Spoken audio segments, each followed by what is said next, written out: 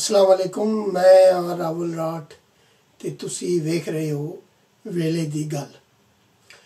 अज दी इस बैठक विच असी एक इंतहाई दुख भरिया जिहड़ा सानिया होया है पिशावर दे विच उस दे हवाले नाल गल करांगे। ये धमाका होया पिशावर दी शहरी आबादी च दीर कालोनी विच स्पेन जमात मस्जिद जिथे महल्ले के बच्चों को कुरानो हदीस की तालीम दी जाती सी।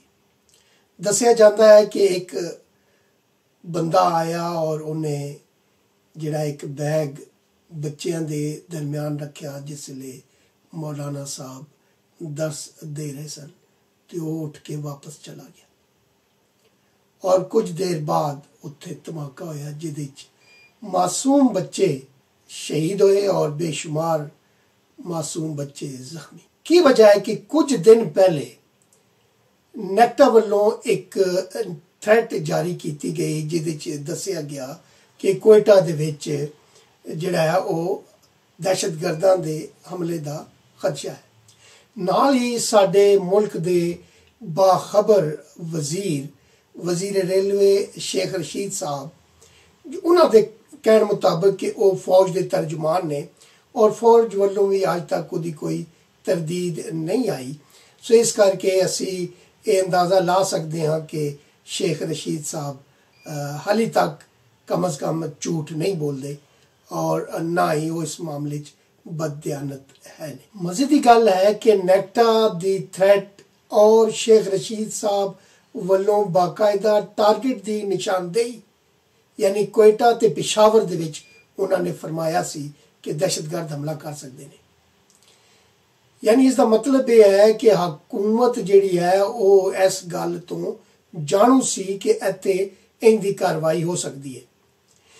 बाहर के मुल्कों के विच जदों भी कोई इस तरह की दहशतगर्दाना जिहड़ी कार्रवाई की थ्रेट अगर किसी इदारे वालों जारी होवे तो उस मुल्क के सिक्योरिटी इदारे नूं हाई अलर्ट ते कर दिता जाता है और जितने भी सिक्योरिटी के इदारे ने वो एक्सट्रा ऑर्डनरी जिहड़ा है वो मेजर लेंदे ने ताकि लोगों की हिफाजत की जा सके। उस तो बाद अगर कोई इस तरह की कार्रवाई दुनिया किते होंदी है किसी मुल्क भी होंदी है तो उस दे सिक्योरिटी के इदारे जिहड़े ने उन्हां तो पुछ-गुछ की जाती है। यानी समझा जाता है कि इदारे नाअहल ने या इन्हां वल्लों कीते गए जिहड़े हिफाजती उपाय सन वो नाकारा सन।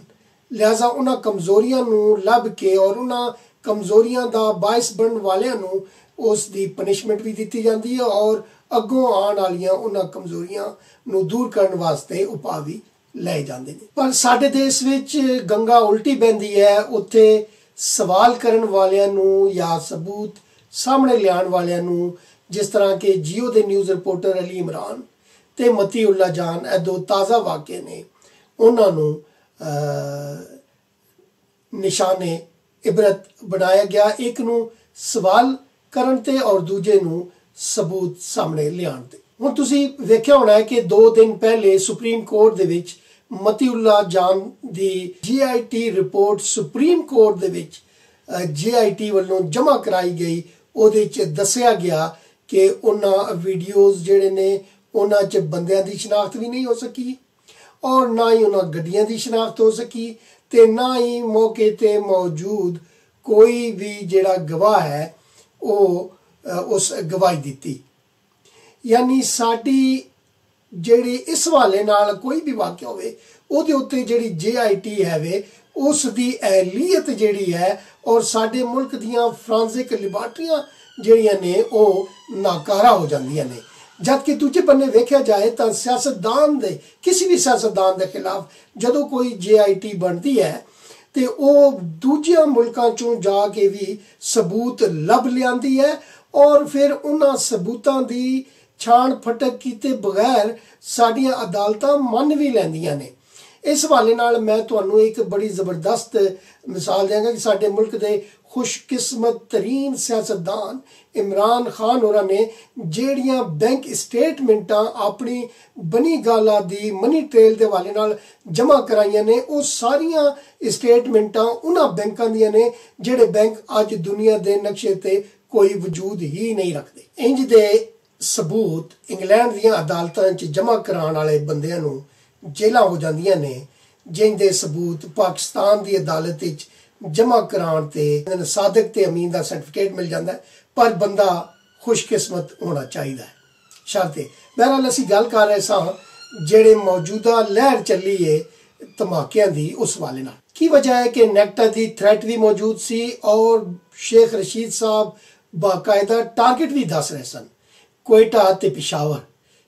की वजह है कि जिन्हां इदारियां ने उत्थों दी आवाम की हिफाजत करन दा जिम्मा चुकिया होया है, उन्होंने शेख रशीद जी की गल क्यों ना सुनी या सिर्फ शेख रशीद साहब नूं दसन ते इक्तफा कर लिया। इस हवाले नाल मेरे कोल एक बहुत जबरदस्त किस्म का रेफरेंस मौजूद है। वज़ीर आज़म जिहड़े ने उन्होंने दस्सिया है कि जदों भी पाकिस्तान की हुकूमत नूं खतरा होवे या उस दे खिलाफ अपोजिशन तहरीक चला रही होवे ते वो सरकार की मदद करने वास्ते मोदी जिहड़ा है वो उन्हां दे काम आंदा है। पाकिस्तान दे हदूद दे अंदर धमाके भी शुरू करा दिंदा है। ते अज कल खुशकिस्मती नाल जिहड़ा है वो इमरान साहब खुद हुकूमत विच ने, ते मैं तो नहीं कहता कि मोदी साहब जिहड़े ने इमरान की मदद कर रहे हैं, क्योंकि इस वक्त हुकूमत के खिलाफ अपोजिशन की तहरीक जोरां ते है। शावर का धमाका है, उसनूं मैं यही समझना वा कि उस जलसे च लोकां नूं डराउण वास्ते या उसनूं रोकण वास्ते पेशबंदी हो सकती है।